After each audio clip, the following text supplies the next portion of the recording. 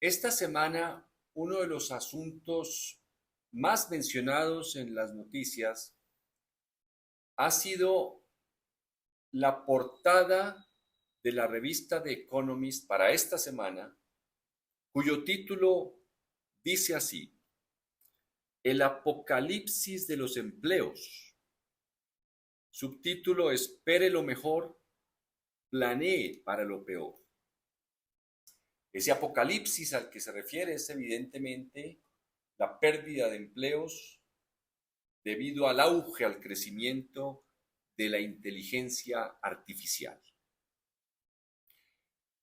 La institución financiera llamada Goldman Sachs dice que en los próximos 10 años se perderán 300 millones de empleos. Obviamente se formarán algunos, pero el déficit será gigante. La empresa Meta, que es Facebook, Instagram y algo más, están haciendo recortes, planean por 10% de su nómina. Amazon, Oracle y otras aseguran que gradualmente irán reemplazando personas, seres humanos, por la inteligencia artificial. No hace mucho hablábamos de la inteligencia emocional y parece que esa ya va a ser parte del museo del trabajador. Elon Musk, el, el desarrollador de los motores eléctricos de Tesla y, bueno, mucha tecnología, el tecno-utopista, dice que nos acercamos a un mundo sin trabajo. La inteligencia artificial nos va a dar de comer, nos va a mantener. Es decir, él nos ve como animalitos pastando. Los animalitos comen, les da sueño, se despiertan con hambre, vuelven y comen y vuelve y les da sueño.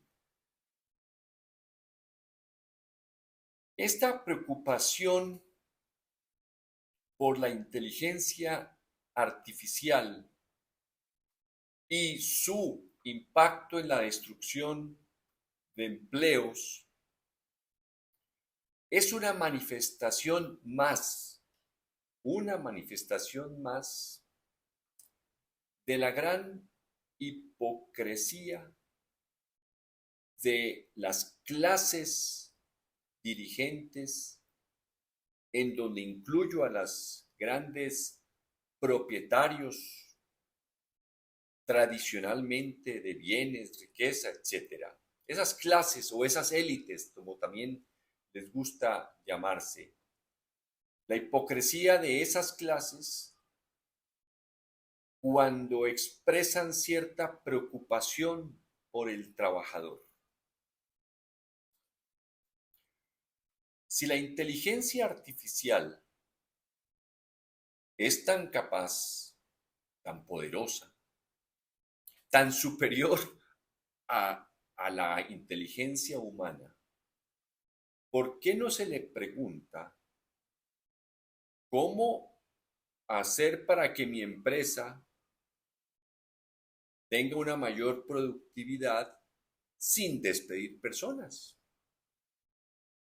¿O cómo contratar más personas para tener mayor productividad utilizando cada vez más los talentos naturales e individuales y singulares del ser humano? Es lo que sabemos hoy frente al ser humano. Es decir, estamos descubriendo cada vez más el potencial del cerebro humano en cuanto a sus talentos naturales de cada individuo, de esa singularidad. Es un conocimiento que llega con la neurociencia contemporánea, especialmente desde los años 90, y ya estamos listos para ponerlos a pastar como el ganado. Esa es la hipocresía de las élites tradicionales. Lo vemos continuamente. En Colombia, que es donde más conozco y más escucho en razón de mi trabajo.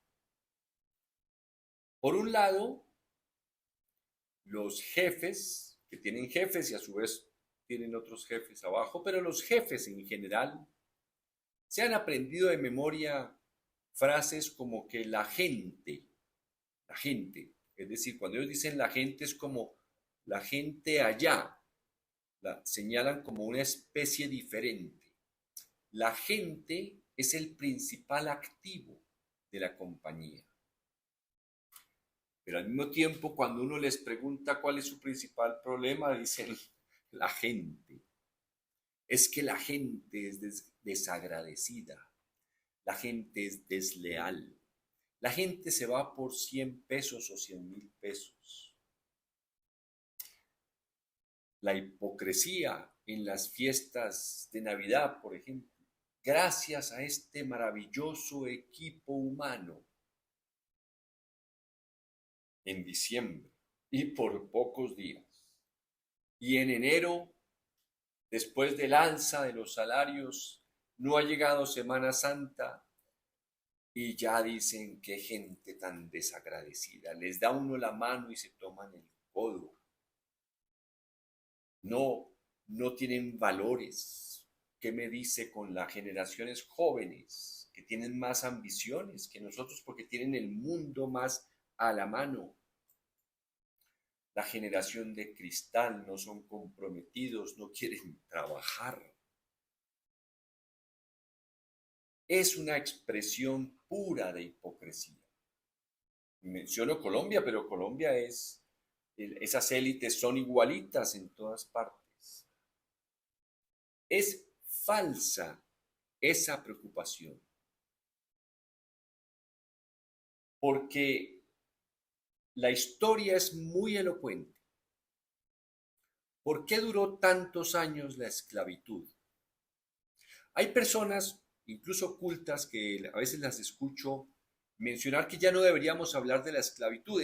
Para ellos la historia es como unos compartimentos o unos cajones que una vez que se cierra un cajón ya no podemos volver a verlo y ya no tiene influencia sobre los demás cajones que se van abriendo. La historia no es cajones, la historia es un continuum porque son mentalidades que se expresan de diferente manera. La esclavitud fue muy exitosa porque la esclavitud implicaba que el trabajador tenía un dueño. Y eso fue lo que les daba tanta satisfacción, que había un dueño, tener personas, no contratar, no, tener esclavos. Por eso duró tanto. Y los cuidaban a los esclavos para venderlos.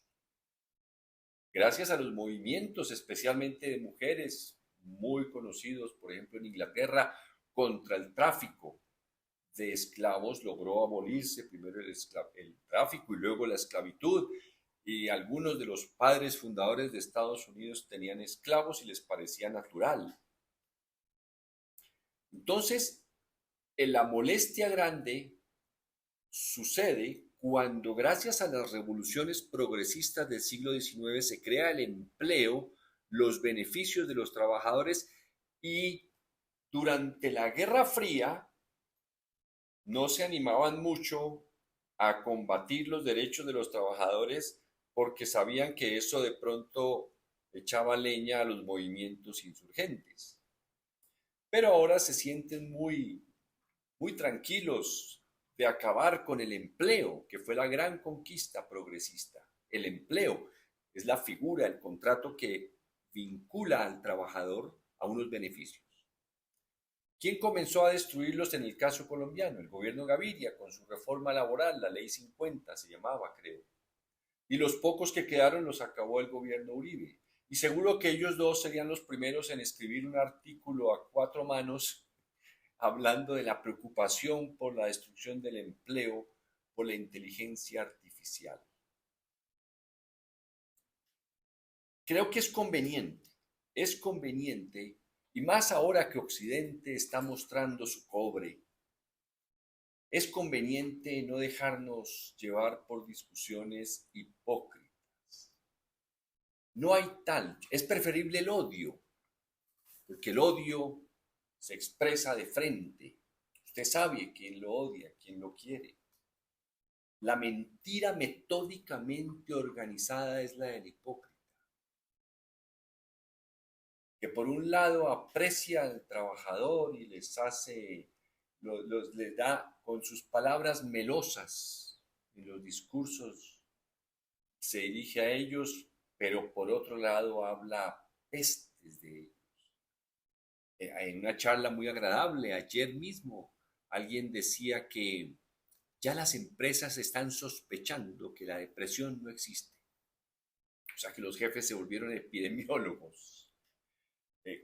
Como no les conviene que las personas tengan depresión por la relación que crean ellos con los empleados, entonces prefieren decir que no existe. ¿De dónde salen entonces las cifras siguientes? Las prácticas gerenciales en los Estados Unidos son ya la quinta causa de muerte en Estados Unidos. La forma como se relacionan los gerentes o los managers con los empleados. En China hay un exceso de mortalidad de 1 millón de personas por año por estrés laboral. En Europa, el 60% de los días perdidos no programados se debe a estrés laboral, a acoso laboral. Si usted es psicólogo o psicólogo en Australia, el 75% de sus pacientes llegan con usted por acoso laboral. Y están preocupados porque la inteligencia artificial está destruyendo el trabajo o los empleos.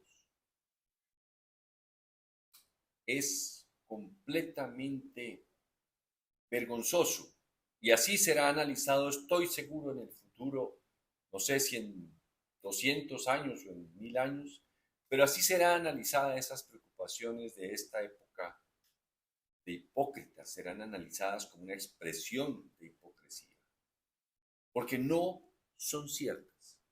Si fueran ciertas, como digo, se le preguntaría a la inteligencia artificial y se crearían con la misma genialidad programas para desarrollar los talentos naturales de las personas y ser más productivos creando bienestar, que eso se puede hacer y se hace en islas muy pequeñas en el mundo.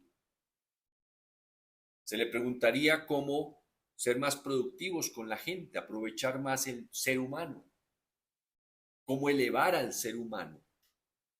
Pero cuando un hombre como Elon Musk nos ve como semovientes pastando, quiere decir que él lo único que sabe hacer es cosas, pero que del cerebro humano es un completo ignorante.